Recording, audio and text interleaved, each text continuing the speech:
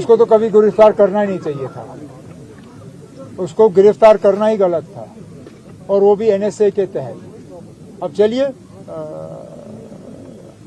वो रिलीज हुए, अच्छी बात है। लद्दाख में हालात ठीक रहे, वो भी मतलब हम चाहते हैं कि जिस तरह हम इस बात पे जोर दे रहे हैं कि हमारे साथ जो वादे हुए हैं उनको पूरा किया जाए, इसी तरह जो लद्दाख के साथ वादे हुए हैं वो भी पूरे किए जाने चाहिए। जहाँ तक आपने टूरिज्म के हवाले से बात की, उम्मीद तो है, लेकिन टिकटों की कीमत सिर्फ इंटरनेशनल फ्लाइट्स पे नहीं चढ़ रही है, यहाँ पे भी अब वो फ्यूल सरचार्ज जो है इंडिगो ने लगाना शुरू किया है।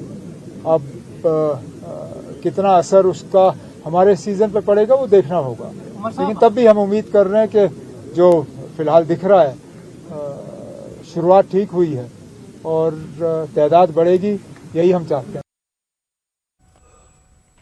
और इस दौरान से उमर अब्दुल्ला ने एनसी प्रमुख फारूक अब्दुल्ला पर हुए हमले की निंदा की और कहा कि अल्लाह ने उन्हें बचा लिया।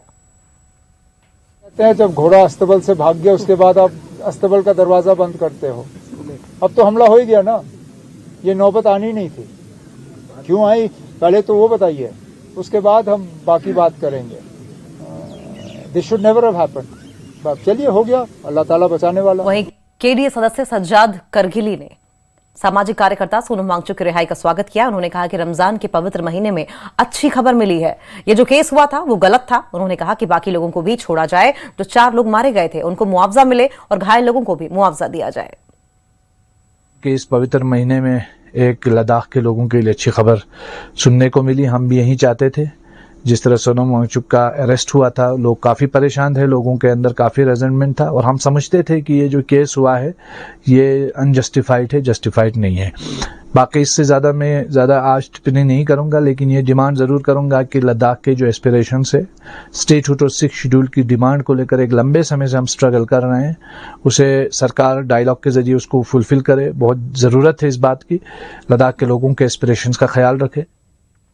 लद्दाख से सांसद हनीफा जान ने भी सामाजिक कार्यकर्ता सोनम वांगचुक की रिहाई पर खुशी जताई है। उन्होंने कहा कि पहले दिन से ही केडीए और लेह एपेक्स बॉडी के सदस्यों ने प्रोटेस्ट किया और मांग की कि सोनम वांगचुक को रिहा किया जाए। जिस तरीके से एनएसए लगा, उन्हें हिरासत में लिया गया, इसकी कोई वजह नहीं थी। बाकी लोगों को भी जल्द छोड़ा जाए।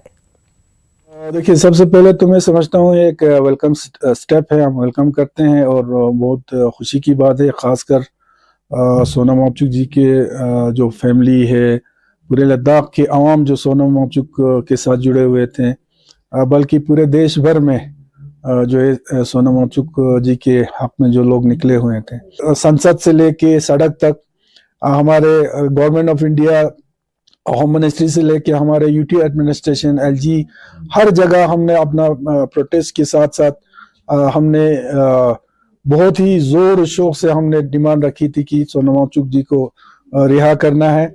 और खुसूसन ये हमने शुरू से हमने कहा है कि जिस तरीके से सोनम वांगचुक के ऊपर जो एनएसए लगा है, उसमें कोई भी वो एनएसए लगा के उनको डिटेन करने का कोई जवाज़त नहीं थे। उनके पास एनएसए लगाने का कोई सबूत वगैरह नहीं थे। इलीगली उनको एनएसए लगा के अंदर किया गया था। तो उसको लेके हमने बहुत जोर शोर से जो है उनकी रिहाई के लिए हमने कोशिशें की। और आज एमएचए ने ये समझा कि जो केस उनके ऊपर लगाया गया है वो शायद उन्होंने भी समझा होगा कि कहीं ना कहीं इनको छोड़ना चाहिए। तो आज उनको छोड़ने का उन्होंने ऐलान किया, उसको हम वेलकम करते हैं और पूरे लद्दाख में उसके लिए बहुत एक बड़ी खुशी की बात है। और जम्मू कश्मीर बीजेपी ने उमर कैबिनेट के फैसलों के खिलाफ आंदोलन शुरू करने की चेतावनी दी है। कैबिनेट ने मार्च 2026 तक जम्मू और श्रीनगर के सरकारी मेडिकल कॉलेजेस के लिए मेडिकल फैकल्टी के 136 नए पद मंजूर किए। इसमें 27 प्रोफेसर और 109 एसोसिएट प्रोफेसर के पद शामिल हैं। बीजेपी विधायकों ने मेडिकल फैकल्टी के पदों के बंटवारे में जम्मू के साथ भेदभाव करने का आरोप लगाया। विधायक श्यामलाल शर्मा ने कहा कि जम्मू के हिस्से में सिर्फ 10 प्रोफेसर और 36 एसोसिएट प्रोफेसर आए हैं, जबकि श्रीनगर के लिए 17 प्रोफेसर और 73 एसोसिएट प्रोफेसर के पद बनाए गए। ये भेदभावपूर्ण और जम्मू विरोधी फैसला है। जम्मू कश्मीर बीजेपी के सीनियर लीडर और लेजिस्लेटर श्यामलाल शर्मा, न्यूज़ 18 से बात करने के लिए आपका बहुत बहुत शुक्रिया। श्याम जी। बहुत बहुत अगर हम देखें तो जो ये नैरेटिव है आपका डिस्क्रिमिनेशन विद जम्मू, बहुत पहले से आप इस पर काम भी कर रहे हैं और सड़कों पर भी रहे हैं, लेकिन दोबारा से आज आपने फिर एक बार एक मुद्दा उठाया है, कैबिनेट मीटिंग का रेफरेंस दिया है। ये इशू क्या है और आप क्या चाहते हैं? देखिए, जिस तरह से आपको पता है कि 13 तारीख को एक कैबिनेट मीटिंग इनको हुई है, उसमें एक जो एजेंडा आइटम है क्रिएशन ऑफ पोस्ट, जिसमें मेडिकल फैकल्टी को थिक करने के लिए पोस्टें क्रिएट की गई 136 तीन कैटेगरी की, और आउट ऑफ 136 में से 136 में से 46 जम्मू को दी गई और 90 सीट्स जो हैं ऑलमोस्ट 2 टाइम मोर।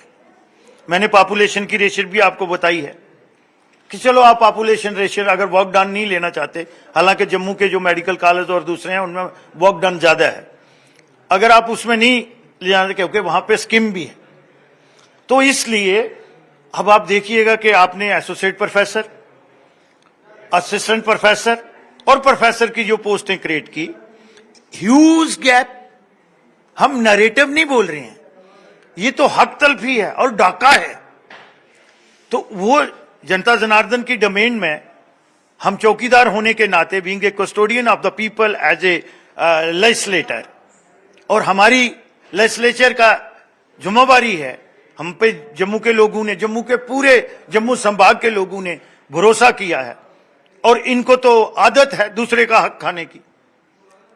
तो वो बात आपके माध्यम से आज हमने पब्लिक डोमेन में लेके गए हैं, और ये अब जनता जनार्दन इसमें फैसला करेगी कि आगे का हमारा रास्ता क्या होगा, लेकिन हम तो इनको अकाउंटेबल बनाएंगे। कठुआ के वडाला में केंद्रीय मंत्री डॉक्टर जितेंद्र सिंह ने ऑर्किड बायोफार्म की पहली यूनिट का शिलान्यास किया और इस मौके पर उन्होंने कहा कि इस परियोजना से क्षेत्र के विकास को नई गति मिलेगी और स्थानीय लोगों को रोजगार के नए अवसर प्राप्त होंगे। उद्योगों की स्थापना से न केवल आर्थिक गतिविधियां बढ़ेंगी बल्कि इलाके की तरक्की को भी मजबूती मिलेगी। कठुआ में सबसे पहले भारत के इंडस्ट्रियल बायो पार्क की स्थापना की गई थी और यहीं 3 मेडिकल कॉलेज लाने में हम सफल हुए। हीरानगर में अरुण जेटली जी के नाम पर स्टेडियम बनाने का सपना भी पूरा होने वाला है और इसके लिए पीएम मोदी का आभार है। जम्मू और श्रीनगर के अलावा कठुआ भी स्वास्थ्य केंद्र के रूप में उभरा है। कहूंगा कि गत 11-12 वर्षों में जब से मोदी जी प्रधानमंत्री बने और जब से हमें इस क्षेत्र ने जनप्रतिनिधि के रूप में सेवा का अवसर दिया है, तब से निरंतर ये प्रयास रहा है कि इस क्षेत्र का हिंदुस्तान की विकास यात्रा में, खासतौर से कठुआ क्षेत्र का सदा एक निरंतरता के साथ योगदान भी रहे और समय समय पर कोई ना कोई नया आयाम जोड़ने का प्रयास रहे हर 1-2 वर्ष के बाद। कठुआ ही वो स्थान है, अगर आप स्वास्थ्य को लेकर के बात करें, रोजगार को लेकर के बात करें, तो उत्तर भारत का सर्वप्रथम इंडस्ट्रियल बायोटेक पार्क की स्थापना यहाँ हुई थी और वो देश का 15वां था। आज वहाँ 25 स्टार्टअप प्रतिवर्ष तैयार हो रहे हैं। 5 वर्षों के बाद लगभग 250 पोटेंशियल एंटरप्रेन्योर्स रहेंगे। यही एक कॉन्स्टिट्यूएंसी है देश भर में जहाँ 1 नहीं, 2 नहीं, 3 गवर्नमेंट मेडिकल कॉलेज 3 वर्षों में इन गत 5-7 वर्षों में लाने में हम सफल रहे। यहाँ पर सीड प्रोसेसिंग प्लांट आया, यहाँ एक्सप्रेस कॉरिडोर आया, यहाँ वंदे भारत ट्रेन का चलना शुरू हुआ। अब यहाँ का रेलवे स्टेशन भी विकसित हो रहा है। बहुत जल्द हीरानगर में हमारा अरुण जेटली जी के नाम पर जो एक इंटरनेशनल स्टेडियम बनाने का सपना था वो भी पूरा होने वाला है। और अनेकों और इसी तरह से उत्तर भारत का पहला homeopathic college, teaching college, homeopathy medical college Jasrota में स्थापित हो रहा है, वो भी केंद्र के सहयोग से। तो इसके लिए सबसे पहले तो आभार प्रकट करना है प्रधानमंत्री मोदी जी का। ये तभी संभव हुआ कि जब भी हमने उनके आगे कोई मांग रखी उन्होंने उसको पूरा किया। और बारामूला के